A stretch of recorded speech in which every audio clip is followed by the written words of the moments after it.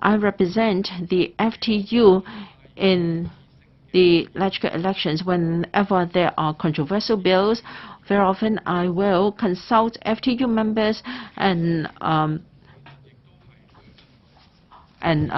look at their inclination.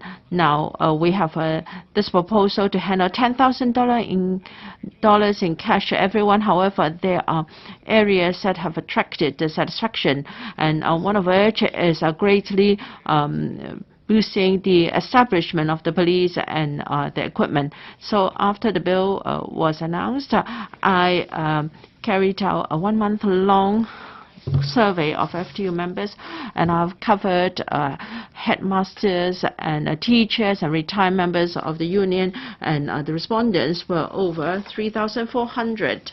And I believe the findings are rather representative. I asked members whether they were happy with the relief measures covered in the bill, including $10,000 in cash and also tax concessions. Over half of the members were satisfied or very satisfied, and this is quite good. And then I asked whether they support giving $25.8 million to the police for creation of posts and boosting their equipment and arms. Over 80% of them opposed. Whether it be teachers, headmasters, or retired, over half of them went for the option, greatly disagreed. That means our members are very unhappy with the boosting of establishment and weapons and equipment for the police.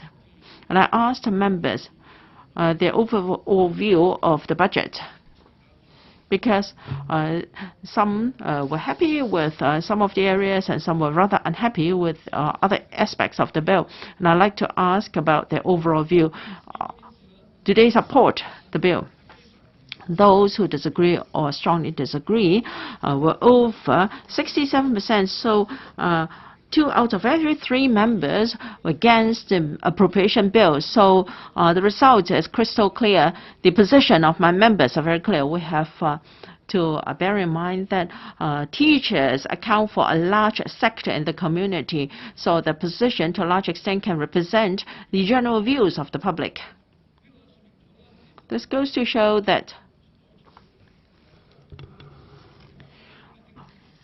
when it comes to the use of force to resolve the current political issues, they are very against this approach. All right, I quoted the findings of my survey to express the views of my members, and there are other views expressed. So as we all know, education is very important. If we attach significance to education and want to spend more on it, very few would oppose, because quality manpower is important for further development of society. A mature society also needs high-quality civic education, and education is the key to building up a mature and civil society. Now, long-term planning and sustained investment in education is indispensable. I emphasize sustained investment in education. So when it comes to expenses for the education, so long as it is well worth it, we will always support it. For instance, school improvement projects and construction of new schools. In finance committee meetings, such items will usually be passed without much discussion, and some members may even feel that more should be put into the education sector. How come we have such strong views about the appropriation bill? As I said in the second reading debate, I said that the education sector was very disappointed with some of the areas because the policies were lacking and spending is dwindling. The FS, in his reply, refuted my comments. He said that members said that we were spending less on education. This is a departure from the truth, and has also totally overlooked what this term of government has done in its 3 years of governance. There has been an increase of $19.4 million in the recurrent expenditure of education. So, representing a 24% increase in spending in education in the past 3 years. But with further thoughts, we may want to wonder whether the FS was painting the full picture to us. No, actually, he was misleading. He was referring to the 3-year spending in education when I'm talking about the spending this year. I agree that in the first 2 years, we did quite well compared with the last term of government. In the first 2 years of its governance, this government has greatly enhanced the recurrent expenditure for education. We appreciate that, although is not spending as much as the first term of government after the handover, but actually it was trying to catch up in the first 2 years. Now, I was talking about the first 2 years, but for the third year, this year, our total spending in education would fall by 13.2%. This is negative growth compared with the overall growth in government spending by 15.2%. Actually, there is a difference of 28.6%. Total spending education last year accounted for 20% of total government expenditure. Now has dropped to less than 15%. If this is not a regression, what is it? We're very worried about the trend. I understand that when faced with risks of an economic downturn, the government has to readjust its resources.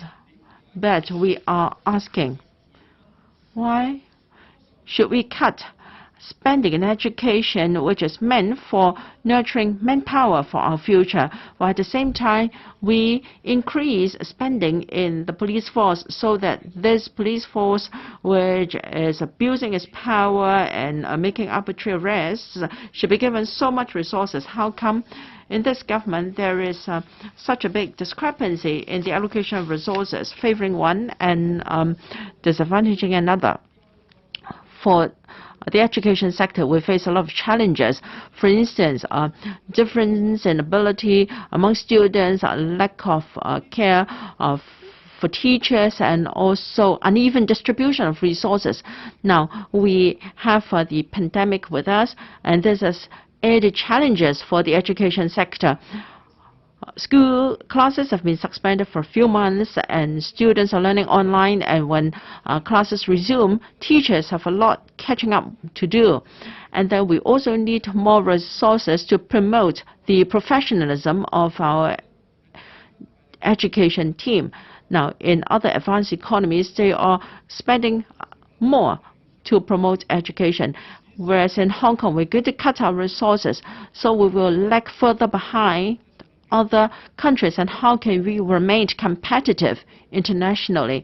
So if you do not listen to the wish of the education sector, if policies are formulated according to the political wish of the government, then I'm afraid if we do not have sustained investment in education, we're not going to succeed. We will encounter a lot of difficulties, which is something the education sector doesn't want to see. The reduction in education spending is to a large extent caused by the current political market. Carrie Lam once said that we should allow professionalism to prevail when it comes to development of the education sector. That is, professionals should follow on various measures in a professional manner using their professional expertise and judgment.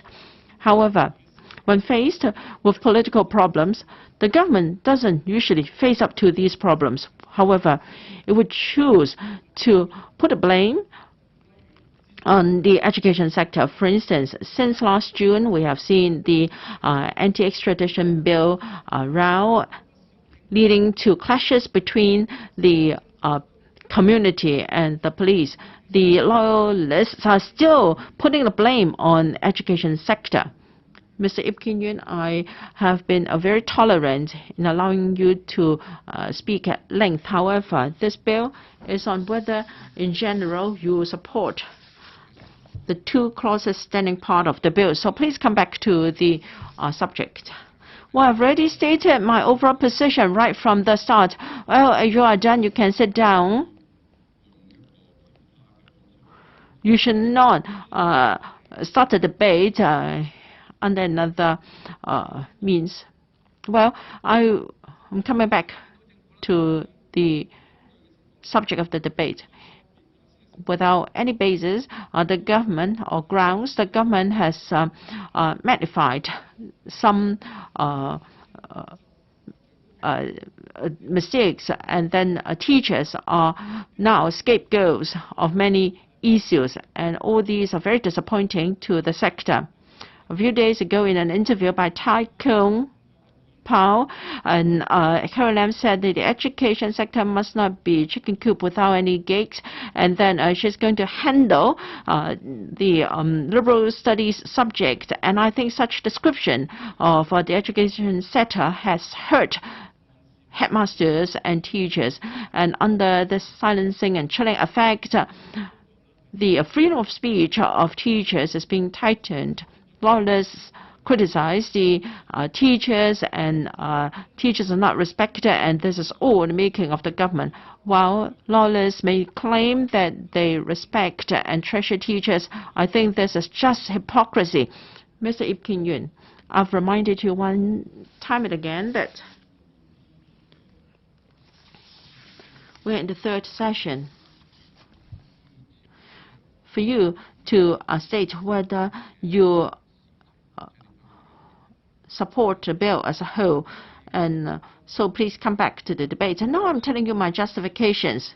Many police officers are very arrogant, and they are making all sorts of remarks in the social media, so that young people are being arrested and prosecuted indiscriminately. So how can people feel assured? My justification is to tell you that if the appropriation bill can reasonably increase spending in education, reasonably deal with the current political issues, if the government can use a reasonable approach in dealing with the aspirations of the community, instead of providing much more for the police to use stronger force and violence on people, then I believe the effect of the appropriation bill will be much better. I have given the government a lot of advice when it comes to the education sector. Unfortunately, they have been ignored by the government. We have seen an unreasonable increase in resources for the police in this budget, and we have seen a major regression in investment in education, and therefore this is unacceptable. The recent developments are even more serious or chilling. For instance, in this council, people talk about overseeing the teaching materials, and even for preparation of worksheets, teachers should be monitored in the preparation of worksheets, and they have put all the political blame on the education sector. I hope the council will understand that education should be strongly supported. Teachers need the strong support of the community, rather than finding faults with the speech and of teachers, trying to incriminate them. I hope that we can do a good job in education.